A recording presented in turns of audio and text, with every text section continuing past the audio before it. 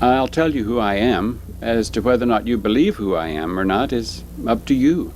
I'm from kingdom level above human. This man is Marshall Applewhite, and he's got a rather strange story. But before we get into that, I have a little bit of a quiz for you. What do these three images have in common? If you guessed that all these images would all be linked to a UFO cult that ended up 20 members, you would in fact be wrong. Because, thanks to Marshall Applewhite, they didn't 20 members, they almost 40. Today, lady and man, we are taking a deep dive into the infamous Heaven's Gate cult, the story behind the inevitable downfall, and the weird link to a pair of Nike shoes. You leave behind everything. Just hardness. Human ignorance. Human misinformation. And the soul that was given to you is filled with next level information, next level mind, and a new creature is born. The story of the Heaven's Gate cult begins with its two enigmatic founders, Marshall Applewhite and Bonnie Nettles. In 1972, Applewhite was a music professor with a weird personal life and a history of struggles with mental health. After losing his job and experiencing what he described as spiritual awakening, he was adrift and searching for meaning. Bonnie Nettles was a nurse with a deep interest in mysticism, astrology, and New Age philosophies. She was drawn to specific teachings and felt that there was more to reality than met the eye. Their meeting was almost like a scene from a story of destiny. And in other circumstances, it would actually be rather cute. Applewhite had been admitted to the hospital where Nettles worked, and from the moment they met, they felt a powerful, almost alien connection. They were convinced that their encounter was no accident, believing instead that it was part of a divine plan. Together, they began studying the Bible, astrology, and science fiction, forming a philosophy that would soon become the foundation for Heaven's Gate. Applewhite and Nettles came to believe that they were the Two, a reference to the two witnesses described in the book of Revelation, tasked with delivering a message of salvation. But their concept of salvation was unlike anything traditional Christianity had ever seen. They believed that humanity was on the brink of destruction, and only those who prepared themselves could escape this apocalyptic fate. To them, the human body was nothing more than a temporary vessel, a vehicle that could be discarded in the pursuit of spiritual evolution. Classroom, or in old language a couple thousand years ago, disciples.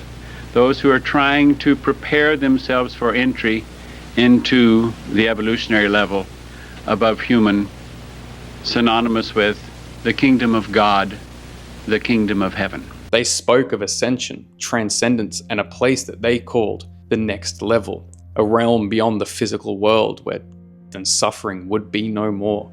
Because we feel urgently to warn you of what we are about to say. The pair knew that it was their mission to spread the word of Heaven's Gate.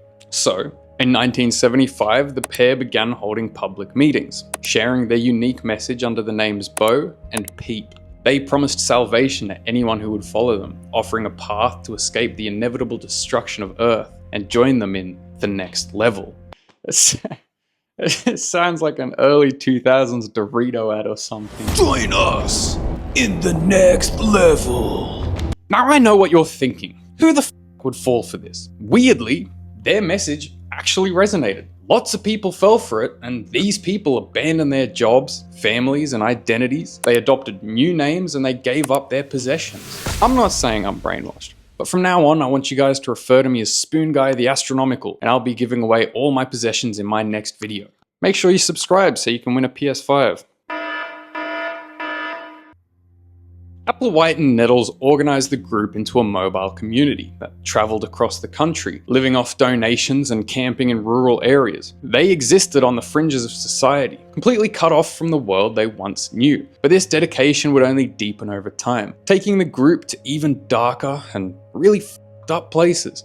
But we'll get to that shortly. In 1985, Heaven's Gate was actually forced to change after Bonnie Nettles was diagnosed with cancer, and despite treatments, her condition deteriorated. Nettles later that year. To Applewhite and the group, her was not only a personal loss, but a devastating challenge to their beliefs. According to their new doctrine, Nettles was supposed to ascend to the next level, in her physical form. Her seemed to contradict everything that they had believed. If their bodies were supposed to transcend, why hadn't Nettles transcended? And what did it mean for their mission?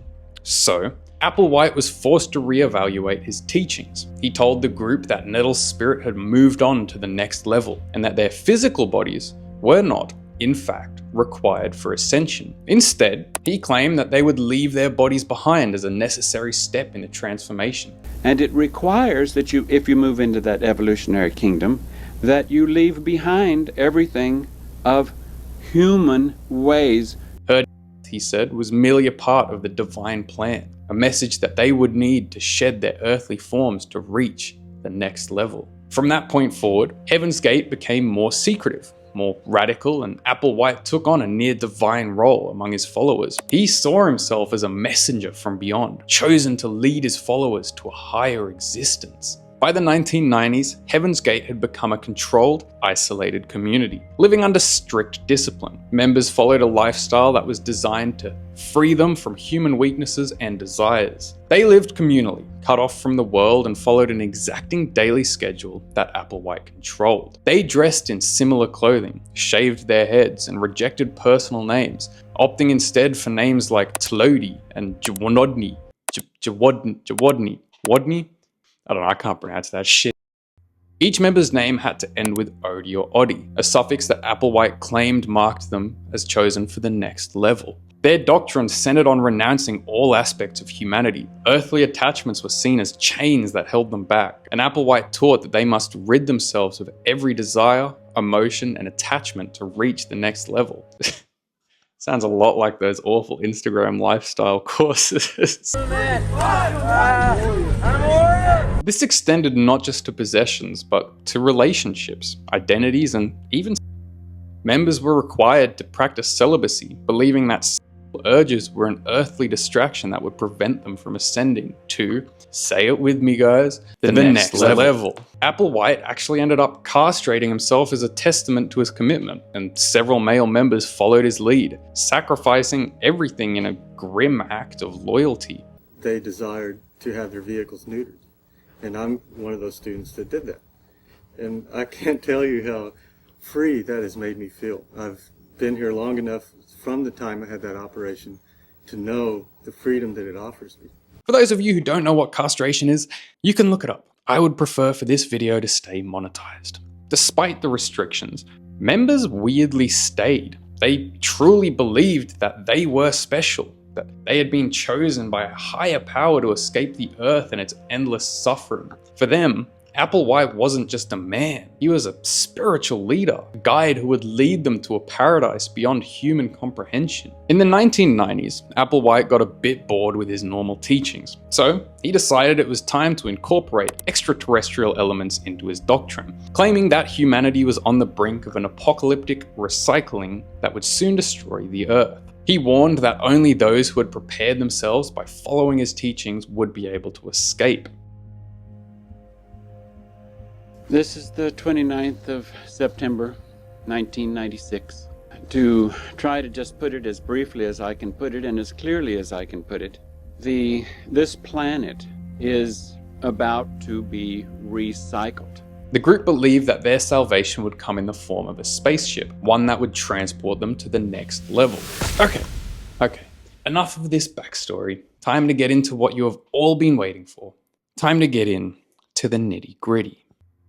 In 1995, astronomers discovered the Hale-Bopp comet, which would become one of the most visible and brightest comets of the 20th century. And for most people, the Hale-Bopp comet was a beautiful celestial event, but for Heaven's Gate, it was a sign, an announcement of their impending salvation. Applewhite became convinced that there was a spaceship following this comet, hidden from view by the intense light of the comet itself. He told his followers that this spaceship was coming to take them to the next level, and that they needed to be prepared to leave their bodies behind to board it. Applewhite's conviction grew, and he told his followers that this was their last chance. If they didn't act now, they would be left behind when this earth was recycled. doomed to endure the destruction of the planet while they missed their opportunity to transcend. He called their final act their graduation, a term he used to assure his followers that what they were about to do was a noble, transformative step rather than an end.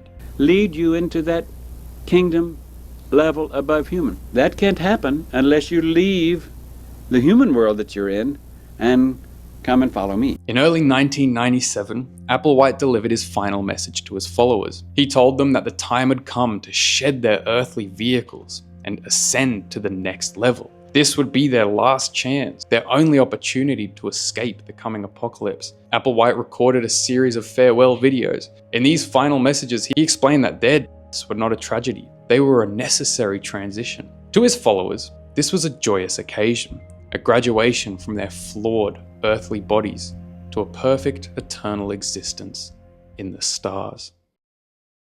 And then it happened. We're going to begin tonight with the strange of the 39. It's very strange. The 18 men and 21 women whose bodies were found last night just north of San Diego may well have considered that now was the time to leave this world because they had been given the ultimate gift of everlasting life. On March 26, 1997, law enforcement officers entered a mansion in Rancho Santa Fe after receiving an anonymous tip. Inside, they found a chilling scene. 39 bodies, all dressed identically in black clothing and brand new Nike sneakers, lying peacefully in beds. Each had died by ingesting a lethal mixture of phenobarbital and vodka, and many had placed plastic bags over their head to ensure. The members of Heaven's Gate had followed Applewhite's instructions with eerie precision, completing their carefully coordinated groups, with each wave assisting the next before taking their own. The deaths were meticulously planned. After each person, their body was cleaned up, arranged neatly in beds, and covered with purple shrouds. By the time the police had arrived, only one person's body remained uncovered. Among the was Marshall Applewhite himself, the leader who had convinced them that they would all wake up in a new realm, free from their earthly pain and suffering. To the members of Heaven's Gate, this wasn't so. It was a joyful, liberating act, a sacrifice that would lead them to a higher plane of existence. Applewhite's teaching had transformed from something to be feared into something to be embraced. He had convinced them that their bodies were nothing more than containers, shells that could be shed in their quest for eternal life. The cult members believed that by leaving their earthly bodies behind, they would board the spaceship trailing the comet and ascend to the next level, where they would live in immortal, perfect forms. To them, Earth was a prison, and Applewhite had the key. And as for those infamous Nike decades, every one of the 39 members were wearing a brand new pair during their mass. It didn't take long for the media to report on this, causing Nike to pull the plug on the production of the decades. And this obviously led to them shooting up in price and becoming a collector's item, with the only pair I could find fetching $6,600 US. A weird connection, but a connection nonetheless. Like, share, comment, subscribe.